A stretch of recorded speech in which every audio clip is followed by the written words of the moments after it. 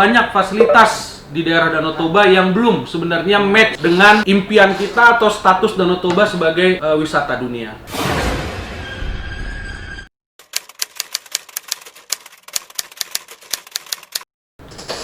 Saya diminta oleh panitia untuk membawakan topik mengenai new normal dan ekonomi Indonesia, antara survival dan Indonesia maju.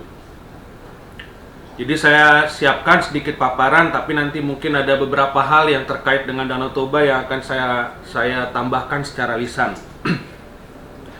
Pertama-tama, kalau kita lihat dampak COVID-19 terhadap perekonomian, seluruh dunia jelas terdampak. Bahkan berbagai lembaga sudah memperkirakan bahwa perekonomian dunia ini bisa mencapai di -2 atau -3%. Di Indonesia sendiri, kita telah melihat bahwa 2 juta orang sekaligus langsung kehilangan pekerjaannya, jadi pengangguran terbuka. Kalau pengangguran terselubung atau semi terbuka, estimasinya itu bisa sampai 40-45 juta orang. Tapi kita harus jujur mengatakan bahwa banyak fasilitas di daerah Danau Toba yang belum sebenarnya match dengan impian kita atau status Danau Toba sebagai wisata dunia. Nah, karena itu dengan fasilitas yang ada sekarang, kita harus segera memberikan penyadaran juga kepada masyarakat untuk bisa menerapkan protokol-protokol kesehatan. Nah, tantangannya adalah bagaimana misalnya kalau dari sisi bisnis perhotelan. Mungkin tidak hotel-hotel di Samosir itu atau di kawasan Danau Toba itu mulai sekarang juga sudah menerapkan protokol kesehatan. Ya, jadi misalnya dari sisi temperature check, atau misalnya kita sama-sama bergotong royong bekerja sama agar misalnya di tiap hotel, di tiap restoran tersedia fasilitas cuci tangan misalnya. Lalu bagaimana juga persoalan sanitasi dan persoalan higienis, ini yang harus kita pikirkan.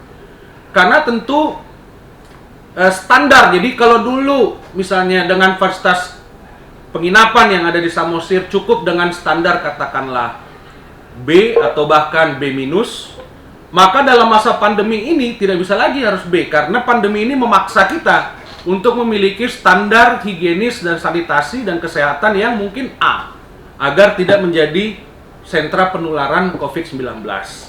Nah, karena itu ini yang harus kita pikirkan secara bersama-sama agar dampak COVID-19 itu tidak berlarut-larut dan menjadi dalam sekali, terutama bagi masyarakat di sekitar Danau Toba.